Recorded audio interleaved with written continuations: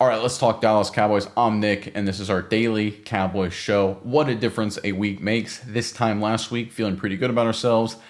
Today, not so much at all. We'll break down the latest news and some thoughts coming out of Dallas's disappointing and disheartening defeat at Denver yesterday. And there's a lot to uncover, there's a lot to unpack, and a lot to get to as always. But first, let's get things started with a little stat of the day, a little palate cleanser, if you will, to kind of set the table, courtesy of a post on X via Todd Archer, the Dallas Cowboys beat reporter from ESPN. He writes, at the moment, and this is where the Cowboys sit currently, the Cowboys have allowed 250 points this season, third most through 8 games of a season in franchise history. They allowed 272 in 1960, the franchise's first year, and 266 in 2020. Look, I mean, there's no sugarcoating it. This defense is quite awful. And look, the numbers bear it out. You can pick any number one of statistics that point to how bad the Dallas defense is. And I'll bring up this stat right here just to kind of put a bow on everything, because there's going to be a lot of numbers you guys are going to see over the coming weeks, days, hours, basically the rest of the year, trying to highlight how bad this team is defensively. But we can just almost stop because we know they're horrendously bad. And so at this point, I encourage everyone, if you're looking for numbers, trying to do research, or trying to look up data points for how bad this Dallas is, how bad this defense is, you can just stop now. It's just really, really bad. You can kind of put that to rest. You don't need any more numbers to confirm that. All right, let's get into some thoughts after the game and then some news. So this is courtesy of my X account, SMI Cowboy Show, related to this channel. And this was my thoughts directly after the game. I said, let's be honest, folks. Dallas, after trading away Parsons, was never going to be a good defense. Best case was mediocre. Worst case was bad. I talked about that right before the season, right? The goal was to try and get to the point where you would be not bad on defense. It would be below average was sort of my goal for this Cowboys defense. And the worst case was bad. And added the injuries, Diggs, Hooker, Wilson, Wanye Thomas. I mean, just a secondary that just doesn't have anybody, right? And bad was likely, but boy, oh boy, bad has looked bad. And, I've got a few thoughts on the game with defensively. I mean, we're going to start there, of course. And, just watching the game and comparing it to the early season issues, right? And I think that's what a lot of people, the Giants game, I think that this was the Cowboys' second worst defensive performance. I want to put the Giants game a notch above it. I know, the difference in points and things like that, but that was Russell Wilson. That was a bad Giants offense. That's a bad Giants team. This was pre-Jackson Dart, pre-Cam Scatterbo, who unfortunately got hurt yesterday against the Philadelphia Eagles. A rough injury. Wish him a speedy recovery, of course. But that game was sort of that was a disaster for Dallas defensively, with coverage busts and big plays against not a good offensive football team at the time. Yesterday was a little bit different. The Broncos have been a team that can score, right? They got in the high 20s, should have beaten the Colts, proven to be one of the best teams in football. They had that comeback against both Philadelphia and New York. I mean, they can score points in bunches. Their problem with the Broncos has been consistency, and that problem was not an issue against Dallas. They consistently eviscerated the Dallas defense.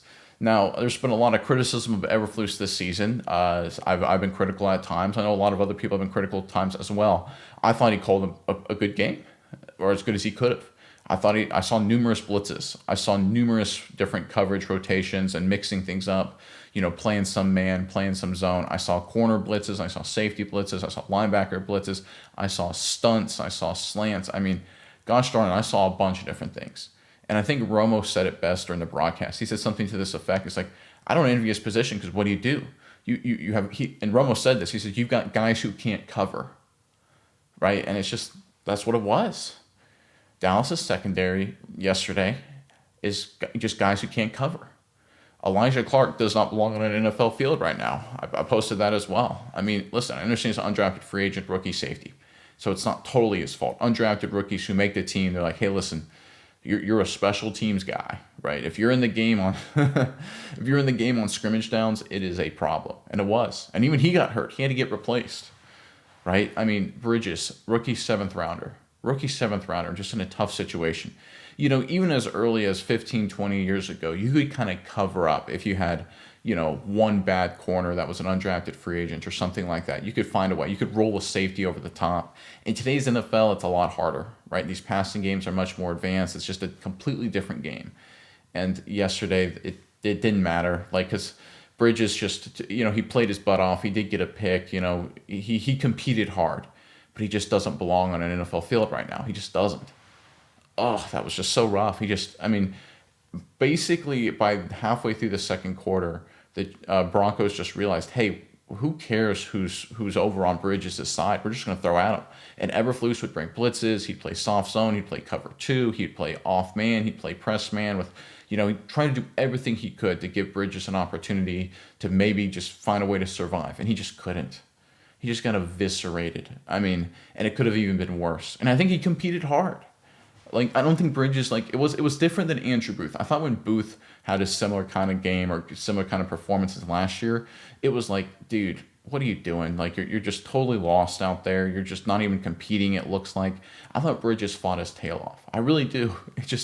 He's just not a guy who should not. He's a guy that would, if it was preseason, we'd sit there and say, yeah, maybe keep him on the practice squad, but he's probably not an NFL corner, right? And he started against some pretty good receivers, against a good offensive team, a well-coached offensive team led by Sean Payton, right? I mean, it's just diabolical. You just don't stand a chance, guys. You just don't stand a chance.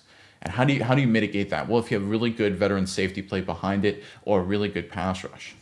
And obviously with the safety injuries, I mean, the Cowboys had no choice because the Broncos were attacking the safeties too. Elijah Clark was a disaster, right? I mean, Bell was not good at all. I mean, and then of course they had to move Reddy Stewart to safety after Elijah Clark got hurt. And credit to Reddy Stewart, right? One of the things you get in disaster years on defense, like we're seeing this season, is that you find a couple key pieces of guys. You may not be a star, but I think you're a guy to work around. And I think, Stewart is becoming that guy, kind of a versatile guy for this defense. I don't know what he'll be long term, but, he did some good things in terms of just playing hard, competitive, downhill, versatile. I think he's got a role. I really do. I don't think if you want him to be a star, I don't think he's that.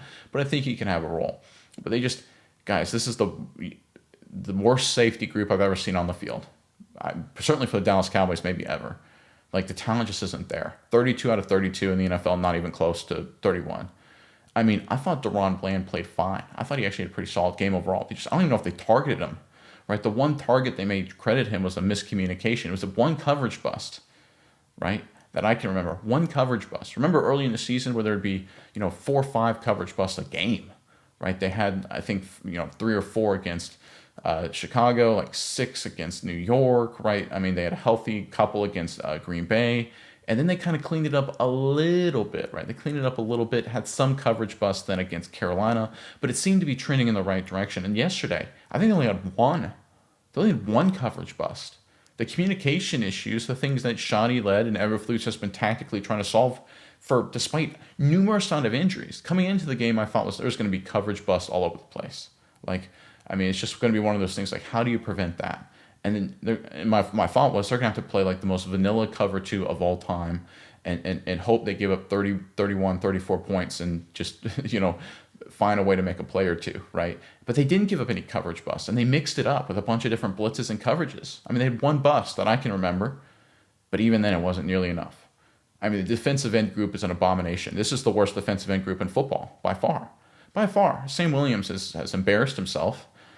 Listen, Dante Fowler he's at the end of his career at this point. It was a 1-year rental, so it wasn't like a long-term deal. I think the Cowboys need some veteran help. I think Ezaraku was a non-factor. I think he had one pressure, which, listen, he's a rookie second rounder. He had a couple good games, had a step back. It's disappointing. I think when it comes to interior, I think Oso Odighizuwa and Kenny Clark, listen, I don't think you're throwing Solomon Thomas as well. I don't think they're dominating the game, not even close. But they're not even getting a chance, right? Even these runs, the vast majority of them are off tackle or outside runs. So, I don't think Clark or Odighizuwa are playing great games. Far from it.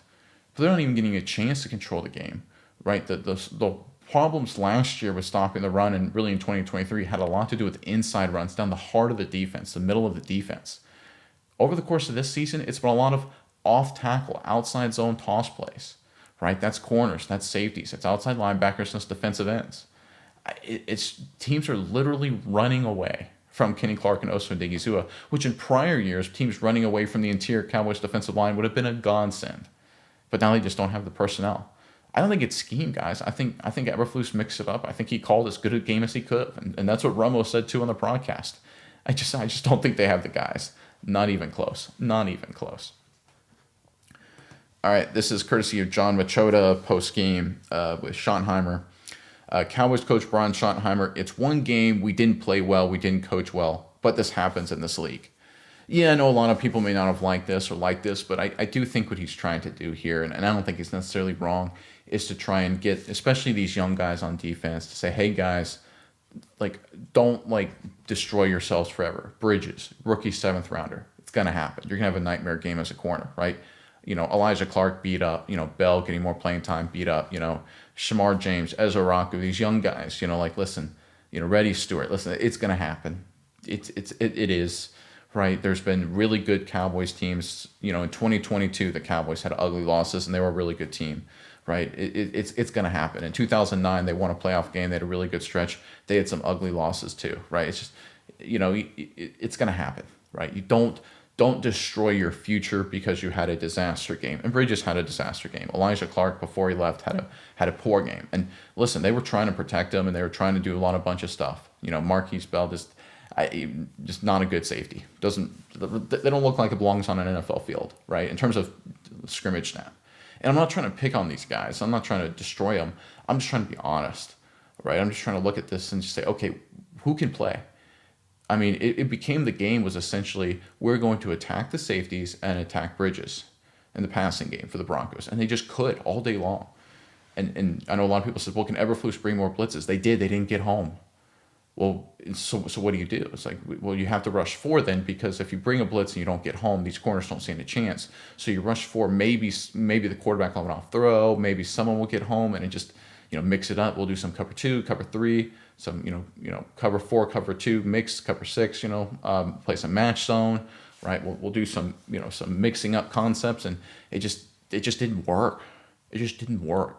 Now, you can argue the timing of certain calls and, who you bring on blitzes. There's always things to clean up and always things to improve on, of course. But the reality is, the Broncos basically figured out by drive 3, and I commented on this during the game, that it was just like, we can do whatever we want. Like, the secondary can't cover anybody. And Romo said that. Watching the game, everyone's like, yeah, they can't cover anybody. Like, they weren't throwing it to DaRon Bland at all. Right? They weren't even throwing it in. What's interesting is that in prior games, a lot of the issues with Dallas defensively has been, running back out of the backfield, a lot of tight end busts over the middle, things like that.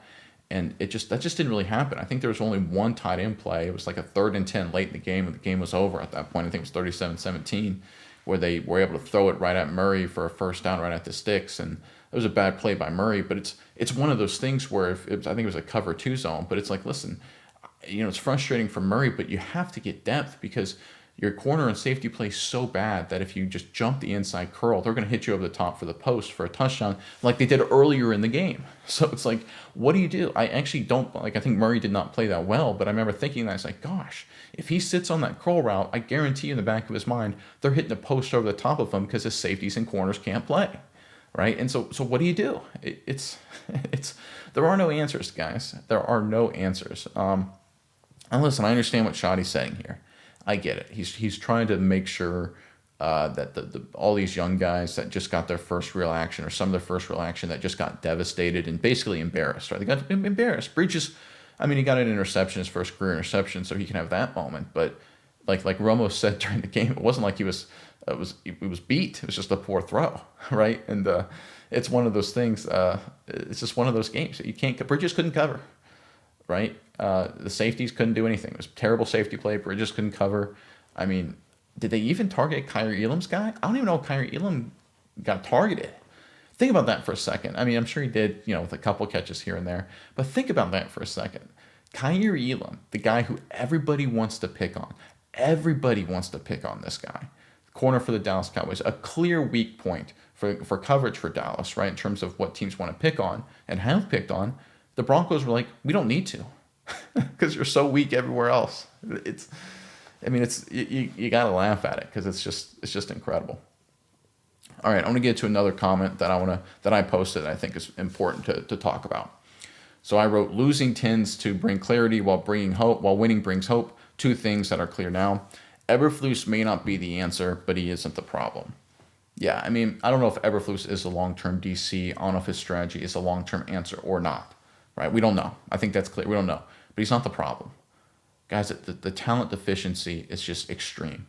The Cowboys are literally and And that goes to my second point there. There aren't enough trades available to save this defense time to build to the future. Yeah, there aren't enough trades to make. There aren't enough trades you could possibly make, right? Because you need probably 2 pass rushers, another corner, and another safety, at least. I mean, you'd be trading away your entire 2026 draft, right? And now I understand there's a lot of injuries, right? Diggs on IR, right? He's out for a while, so I don't know what they're going to do at corner. Corner's going to be rough. Theoretically, Wanye Thomas can come back into the fold. Donovan Wilson, will come back. Malik Hooker, who got hurt against Green Bay, so that was the 4th game of the year, he could return to practice as early as next week. So it's possible they could go from, not NFL players to just bad NFL players, which isn't great, right? You go from giving up 44 to 34 or whatever, right? So it's not exactly a huge leap forward. But yeah, I think, you got some clarity on a lot of things. I mean, a lot of people, myself included, were like, Donovan Wilson is a bad NFL safety, but he is actually an NFL caliber safety. We did not see an NFL caliber safety on the field between Clark and Bell yesterday for Dallas. We didn't. And I'm not saying they won't become that. Certainly Elijah Clark's a young player. But listen, right now, he's just not one. Bridges, he's not an NFL caliber corner right now. I mean, they just picked on him and picked on him and picked on him.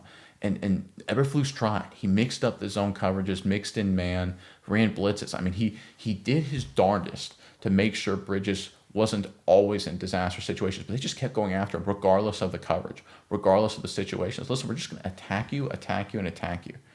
And listen, good job catching that errant throw interception. But other than that, it was a bad day. It's just a bad day. I mean, there are no good answers, guys. There are no good answers for what we saw yesterday. Even getting healthy, you're talking marginal improvement. I mean, this is, at best. I mean, this is just, I'm normally a very positive person. I do think there are some positive things that can be focused on, of course, as we work deeper into the week and deeper into the season. And we'll get to that, of course, with time. But I think the clarity that came about yesterday was that this defense is just so bad, talent-wise.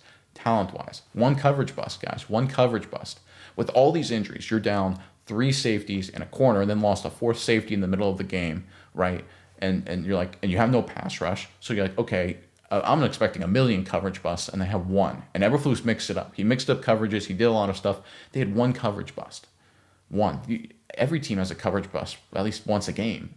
At least, right? Most teams generally 1 a game, maybe 2 a game.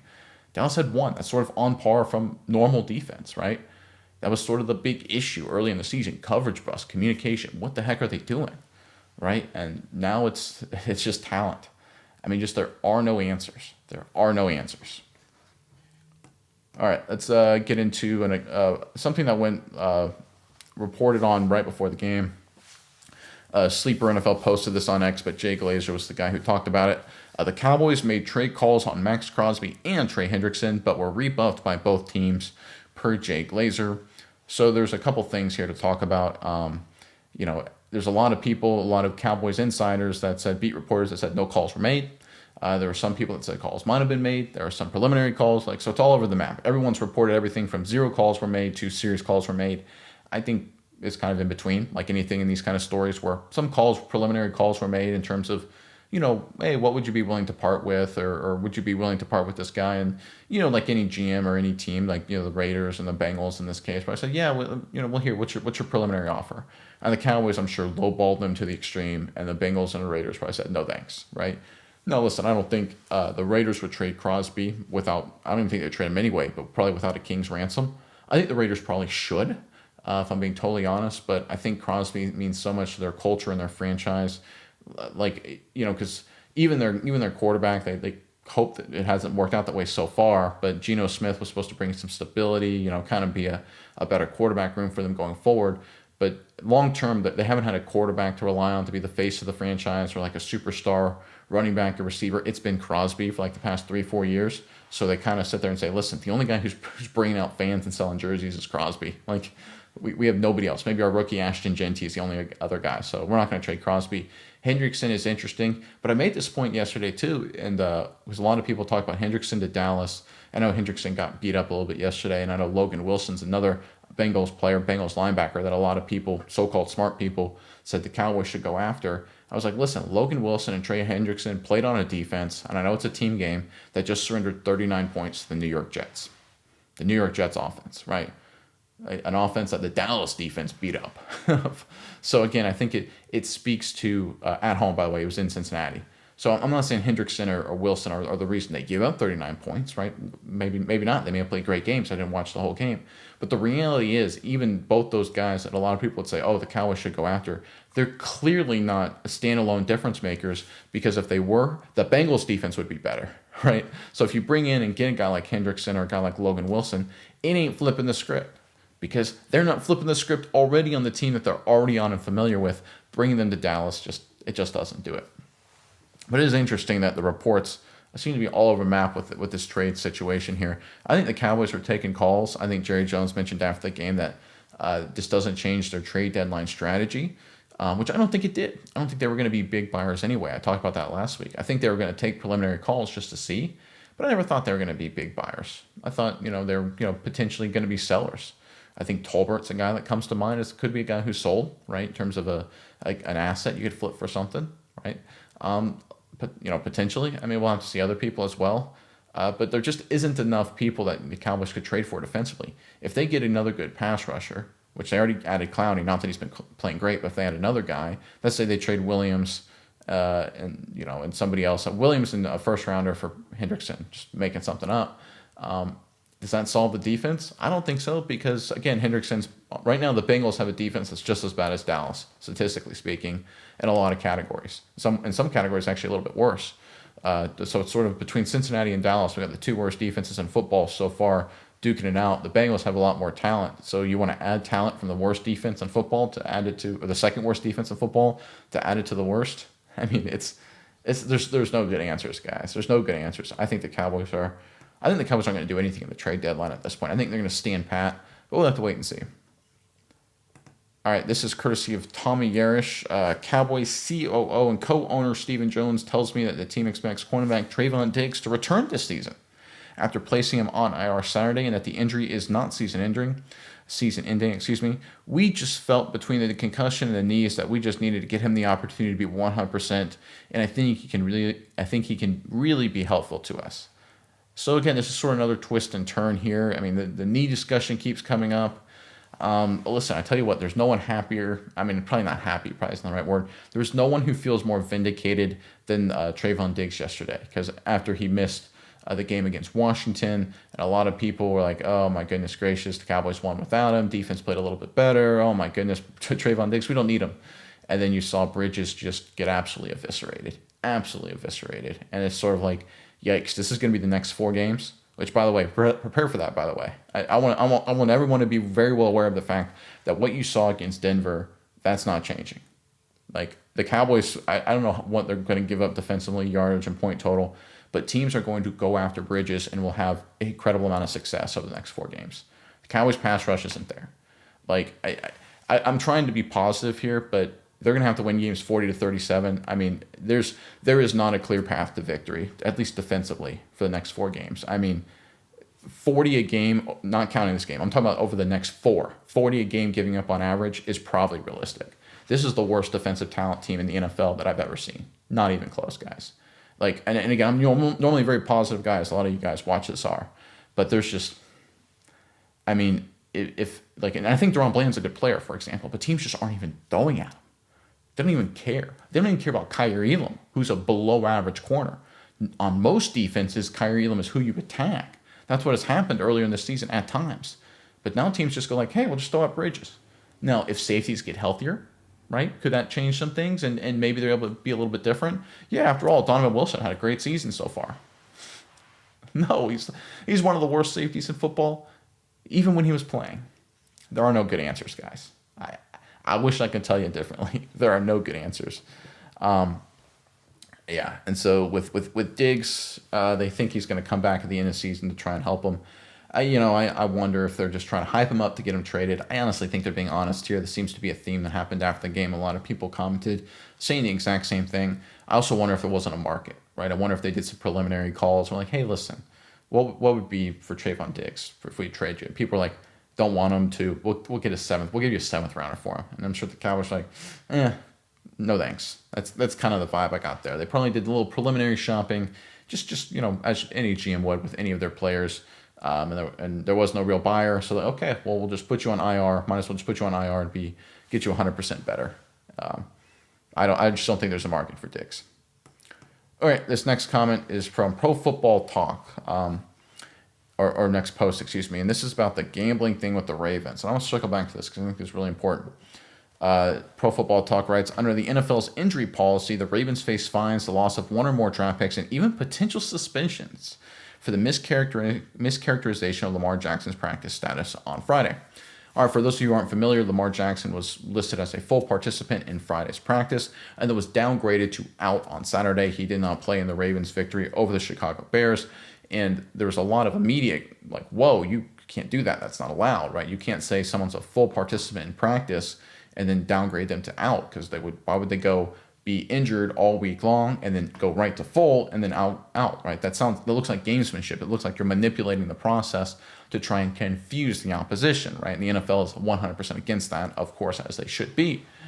And then the Baltimore Ravens come out and said, no, it was an honest mistake. He was just playing scout team quarterback or something like, to that. And he wasn't getting reps with our starters, but he was practicing. So he said, yeah, he was running scout team plays, but he wasn't practicing with the first string. So we said he was at practice, so he was full, but he really wasn't. That's my bad. It's an honest mistake, which of course is hilarious.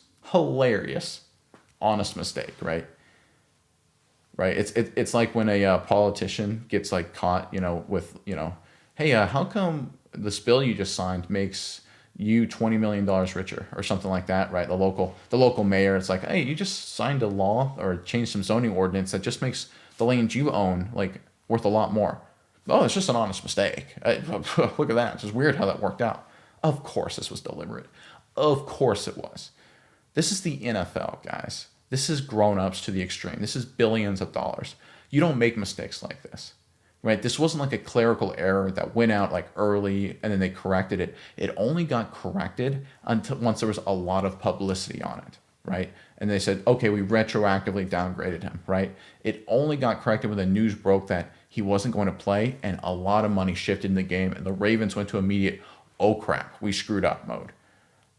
So this definitely, in my opinion, warrants an investigation. Because here's why. The appearance of impropriety is more important than whether there was impropriety or not, right?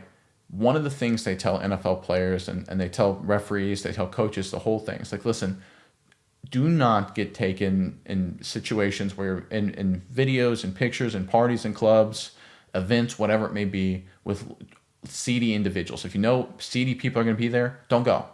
Right, because we don't want the optics of you. It doesn't matter who it is, right? But if you're a star player and you're taking a picture next to, and it just looks like a fan who just wants to give you a hug and take a picture, but if it's not if it's a potentially corrupt individual, the optics are so bad that it's just not worth it. The appearance of impropriety makes it too severe.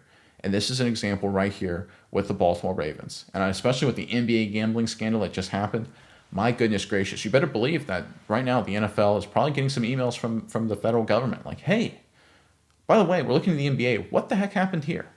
This is going to be a problem. And I think the punishment for the Ravens has to be severe. This isn't an accidental mistake, guys. This isn't whoops, right? Whoops would have been they had them, let's say, limited. They had them out, then limited, then out, then limited. Like they had a bunch of weird things where they were sort of kind of all over the map. Here it was not going to practice. Ooh, he's full practice right before. That's a sign that he might play. To suddenly, oh, he's out the next day.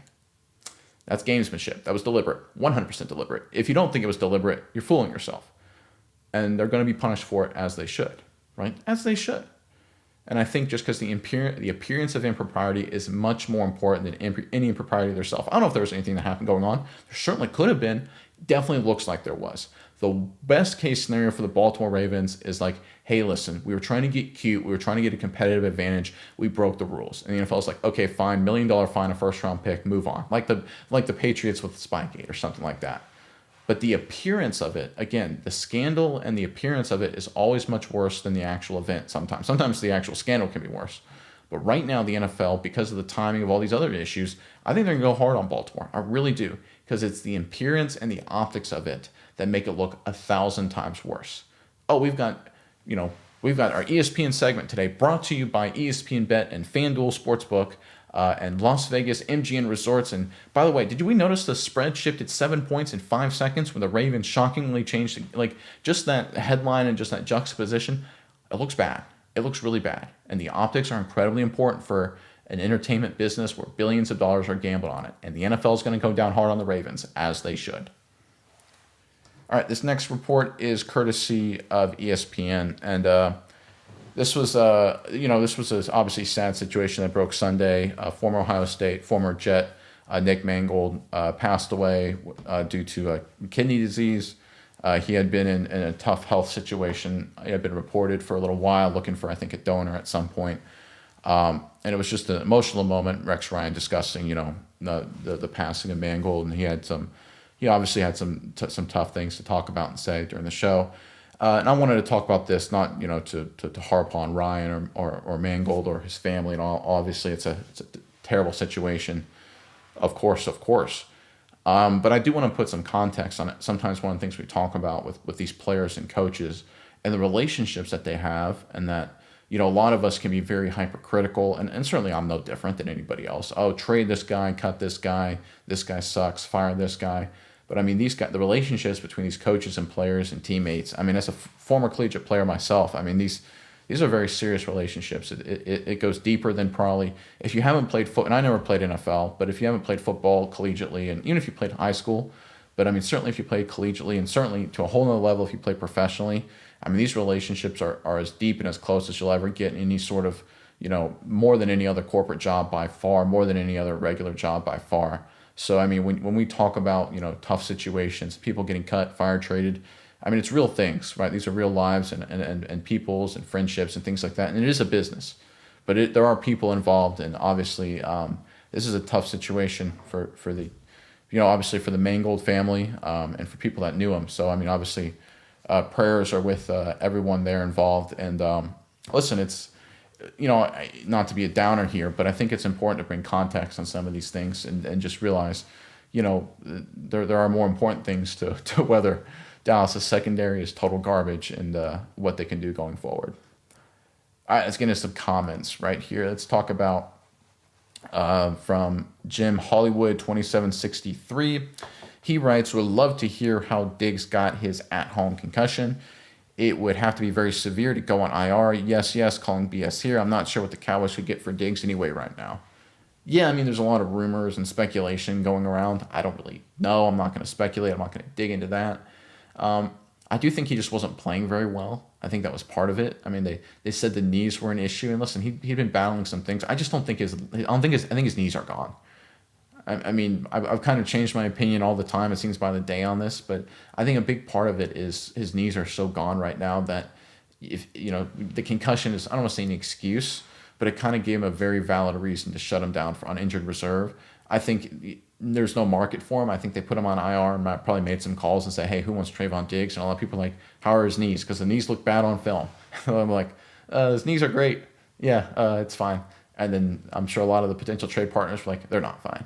And now Dallas, of course, like, yeah, they're not fine. You got us. And I think that's kind of what's happened here. I think, listen, maybe someone takes a flyer and says, oh, screw it. We need someone that can play corner. We'll give you a 7th rounder for him. But I don't think Dallas would make that trade anyway. And I just think the injuries did his career in. I think that's really what it's going to come down to. And it's not uncommon to have that happen, unfortunately. The guy, Tyler, comments about the Baltimore gambling situation that I just hit on. Baltimore will likely be investigated heavily for this. Absolutely they will. And they should, right? Because one of the things that could destroy the National Football League, I mean, legitimately destroy it in terms of, really degrade it, would be a scandal of this proportion, right? It really would, right? I mean, there are people that to this day look at baseball and the 94-95 strike and say it's never been the same in terms of popularity, right? In terms of lost fans, that it never got back. People look at a lot of NBA games and a lot of the Tim Donaghy rigging and things like that and other allegations that it took them a long time to bring those fans back. I mean, people forget NBA was peak in the Jordan era. Then Jordan retired and there was going to be a dip, of course. But, they still had, the Kobe Bryants, the Allen Iversons of the world, plus a lot of other stars. Then you had some of that gambling stuff. You had a lot of off-the-field issues, and people just kind of tuned off the NBA for a while. And while it's still very popular, of course, it just hasn't really fully recovered to that zenith of the late 1990s, right? Where they were, not too far behind the NFL. The NFL was still king, of course, but not too far behind, right? When the money gets involved and you get some impropriety, things that look bad at least, it can really hurt a league. And I think Roger Goodell, who has dreams of global domination, he knows right now that if he goes into Europe, which he wants to expand into Europe as a regulatory country, collection of countries, the EU, I guess, what the Federation, Union of countries, however you want to classify it, I have no idea. But Europe in general is much more regulatory heavy than the United States, not even close. They're much into government oversight and regulation in terms of how businesses operate and fines and levies and things like that, and how they their laws and rules and stuff. And going and expanding into Europe with potential gambling allegations in terms of potential improprieties, that would just Europe, the EU would just be like, no, I'm just not going to do it. You're done. Or if you come over, you owe us $100 million per violation, and we will decide what a violation is, right? That's how the EU works. They decide and say, you owe us this amount if you want to operate here. If you don't, get out of here. And right now, with Roger Goodell, the NFL trying to expand into Europe, trying to expand globally, that could be a real a real destructive force on that plan. And I think they're going to go after this really hard. I really do. I think they're going to make an example of Baltimore. Not that there was any sort of gambling connection or anything like that, but boy, oh boy, it just certainly looks bad. And again, sometimes perception, it can be worse than reality. Sometimes perception is reality. If it's perceived to be really bad, then it's really bad, and the NFL has to manage it as such. King Powell 6004 talking again about the Baltimore Ravens gambling situation. You are right, because I took the under on Friday when the line was at 49.5, because I understood what a hamstring injury is like. On Saturday, when they announced he was out, the line went down to 44.5. Definitely something going on. Yeah, I think I agree 100%. There's it's undeniable that this caused a massive amount of capital to flow from one end to the other, right? And a lot of this could have just been the sports books in terms of trying to cover their side. So obviously the way a sports book works, if any of you aren't familiar, when they set, let's say, the odds, right? Or an over-under in this case, they say 49.5. And like, okay, we want to, as a sports book, set it up so there's equal betting roughly on each side of this, okay? And we're going to take a share, we're going to take our cut of people betting, and we want a lot of action. So we want to put a lot of action right here. So we want a bunch of people to bet on this side, a bunch of people to bet on this side, right? That's why they set the odds where they are. And as the odds shift one way or the other, they're hoping that a lot of action will go in on the other side of the bet to move it back to the other direction. But in a situation like this, where Lamar Jackson, they set the odds at 50, right? 49.5 for the over-under, and then Lamar Jackson suddenly out. Now the sportsbook's in trouble, because now everybody is going to bet the under, right? And there's going to be a lot of retail money, a lot of professional gamblers going in. So what do the sports books do? What is this? They throw a lot of their money right there on one side of the bet to get it to flow the other direction, just to protect themselves. Because remember, if too many people win out, if 60% win out on a bet, if it's a big enough pool, which in an NFL game it certainly will be, they're in big trouble. That's why a sportsbook will use their own money to shift lines, by betting it one end to the other, to bet their own book, right? It's very common. It's certainly very legal. It's just what they have to do to manage risk, right? A sports book is like a big investment bank, a big hedge fund. They're managing risk, managing the dollars associated with that risk. And so when something like this happens, they have to throw a lot of money on one side of the bet to shift the odds immediately, because they can't reset the odds. They can't just sit there and say, okay, we know we opened at 49.5 or whatever, but we're just going to change it overnight. No, it's a market-driven force at that point. It's available, and the odds shift based on where the money's coming in. So they have to throw in a lot of their own money, right, just to force the odds one way or the other, which means whatever money they had on the other side of that suddenly just went to zero. It's just worthless, right, or just dropped tremendously in value.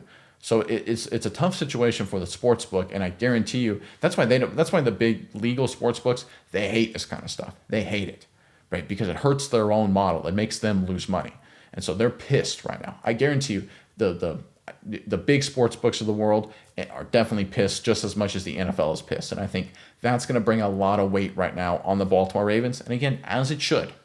I think anyone who sits there and says this isn't a big deal or just blown under the radar, to me, this is the biggest scandal in 25 years in the NFL. I think it's far greater than Spygate or Deflategate, because sign stealing, signal stealing, I mean, that's That's something that's been going around for forever. The football thing, right? Quarterbacks have always roughed up and messed up footballs and deflated and inflated footballs before games. It's just because it was the Patriots and because it was Belichick and because he's hated so much and because Brady's hated so much, it just was brought to the forefront. The reality is, like, if we're being totally honest, like, this is worse because this is potentially billions of dollars of outside capital moving around, which is obviously a huge problem.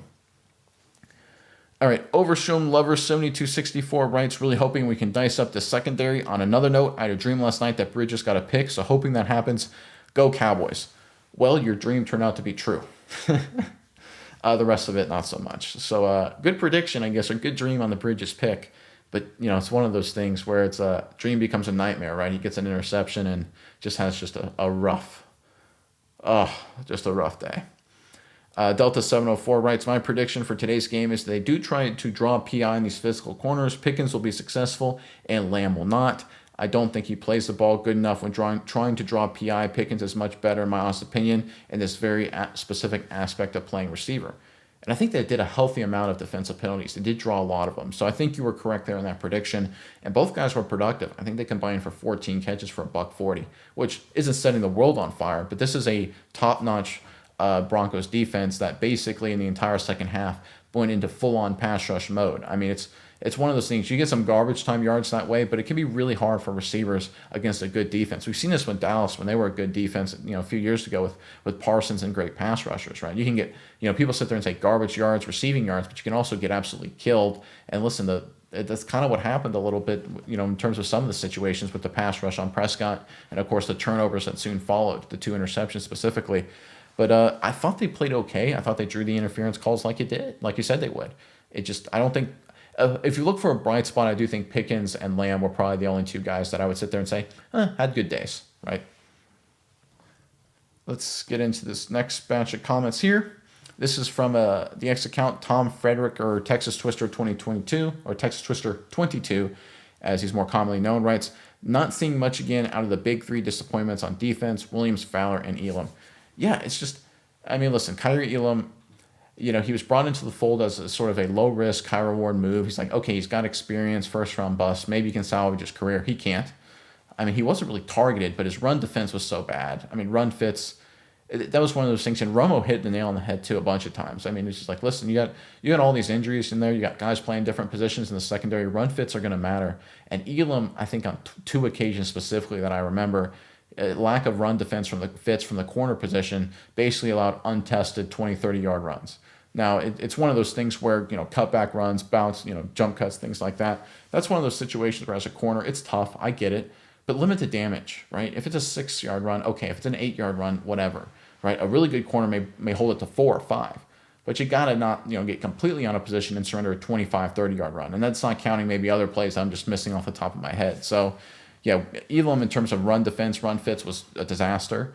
I had no idea what he was like coverage-wise because everyone just was attacking Bridges and the safeties all game long. Williams and Fowler, just total disaster games. I know Williams had a nice tackle for loss, but really I think his whole career basically has been one splash play, every 50 or 60 plays, which is fine when you're the 4th defensive end playing 10 snaps a game, right? And you get to come off the bench, and if you're a non-factor, who cares? You're just trying to give, the starter a breather. But when you're actually a starter and getting starter reps, that's not going to count. And Fowler just, it's frustrating. I don't understand why he keeps playing. I really don't. I really don't. I understand that Nealon's not playing well, and I've seen Williams not playing well. And listen, Ezraku can only play so much. He's already playing more snaps than anybody else. But what do? You put an undrafted rookie in there for your defensive end, right? You kind of increase the issue there. So I get it. It's just, what a non-factor. What a non-factor.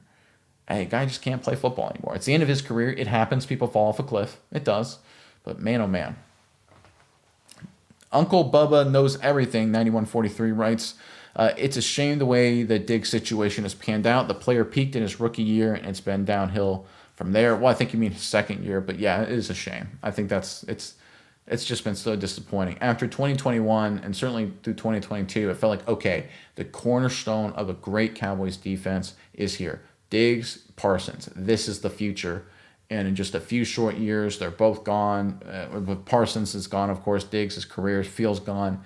And now this defense that was looking like a juggernaut in 2022 and certainly for parts of 2023, now is the worst in football in terms of, and the worst in football by far. This isn't even close, guys. This is such a horrendously bad defense. Stevie Thornton, 4823 writes, trade deadline is coming soon. Jerry and Stephen Jones, Jeffrey Simmons is your man. Let's go get him. You have a good young linebacker core. You need a center, safeties, and running back draft to replace your money guys, always getting stronger. I love Simmons. He's a great football player. I really do. But I just think teams, if you look at what teams are doing to Dallas defensively, they're just like, listen, we just wouldn't even run at your defensive tackles, right? We'll do sometimes just to mix it up. But we're going to attack the edges, and we're just going to throw all of them. And right now, Dallas just doesn't have the talent on the edges or in the secondary. It's tough. But I love Jeffrey Simmons, by the way. I think he's a great player. Shame his whole career has been in Tennessee or at least the last 4 or 5 years where he's been buried there because he's a really nice player. Stephen Vanover writes, Ravens offense and bookkeeping. Jackson was a full participant on the scout team, but on the injury report, he was listed as a full participant, when in reality, he was not. Full participant requires a player to take their normal reps at their position, i.e. QB1 with the first team. The Ravens then corrected the report to limited participation. Later, when they decided for him to not play, the fall hit due to the NBA scandal, with conspiracy theorists immediately jumping on the bandwagon en masse rather than do any research. Nothing to see here other than a ton of knee-jerk reactions. I feel certain Nick will learn from this and not jump on the bandwagon next time. So here's the important thing, and I'll bring up this example in my career when I used to work as an engineer for a company in the defense industry. And I had a boss, and for anyone who's ever worked in the industry, there's a lot of regulatory compliance in terms of like charging time, like timekeeping and all that, and a million other things, right? There's a bunch of different compliance stuff. And I had a manager, I had a boss one time sit me down like, listen, why do we got to do all this? Like, what does it even matter? If we make a mistake, I get it. We'll correct it. Who cares? Mistakes are going to happen, right? He said, listen, you got to understand. It's like with this much money flowing around, we're talking, billions of dollars, millions of dollars, tens of millions of dollars, hundreds of millions of dollars, billions of dollars, depending on the contracts that everyone's working on. The appearance of impropriety is oftentimes just as bad as any actual impropriety. Right? If you're trying to mischarge the government, and even if it just looks like you are, that's just as bad because the government isn't going to play. Not allowed. It says, and that can affect livelihoods. Because he said, listen, we got contracts. We got hundreds of people that are relying on jobs and employment and all this stuff directly, and obviously the indirect ramifications of that. If the government says, we think you're being improper, you're off the contract. Company's off the contract. Company could go out of business. Hundreds of people could lose their jobs. Or the government says, all right, impropriety, so we might not fire you off this contract, but when it comes time to pick winners of future contracts, we'll keep this in mind. And you won't win any work, which means eventually the company will fail and go bankrupt and hundreds of people will lose their jobs. And this is just appearance of impropriety, right? And that's where it matters. And I think it's really important. People sit there and say, well, it's, they try to correct it. It's an honest mistake. They're just, people are overreacting. When it comes to millions, tens of millions, hundreds of millions, and billions of dollars, and the appearance of impropriety, there's no such thing as overreacting. That's what I just learned in my career, right? It's one thing if you misfile an invoice for $1,000, or you're a week late on rent or something like that. Your landlord will be like, hey man, I got to fine you $50 or what, $100, whatever it is. But they're not going to sit there and immediately assume, oh, this person's trying to commit fraud. Right? They're not, obviously, because the order of magnitude is small. But when you're talking about hundreds of millions of dollars, tens of millions of dollars, billions of dollars, whatever it is, huge amounts of money, huge amounts of visibility, the appearance of impropriety immediately says, is there fraud involved? And the NFL has to treat it as such, and they should. Even if there's not, they have to treat it as such, because it's one of those things that if this goes out of control, and God forbid there's any sort of, I'm not saying this is happening at all, but let's just say there's just a picture of a Ravens executive in a casino, or something like that, and he's sitting next to a notorious gambler or something like that, in a casino, right? I'm making something up. That hasn't happened yet, of course. I'm just saying, but God forbid a picture like that comes out next week, and it could be nothing wrong at all with that. It could be just fluky thing. The appearance of impropriety is so severe at that point. That's where it really matters, right? It's important for the NFL to really crash down on this because it's one of those scandals that can really, really get out of control. All right, that's the comments for today. Listen, guys, I'm obviously kind of a bummer of a day, and just losing like that brings clarity. And unfortunately, it's not good clarity. I still think there are some things to be positive about. I really do. I think Lamb and Pickens are good players, obviously.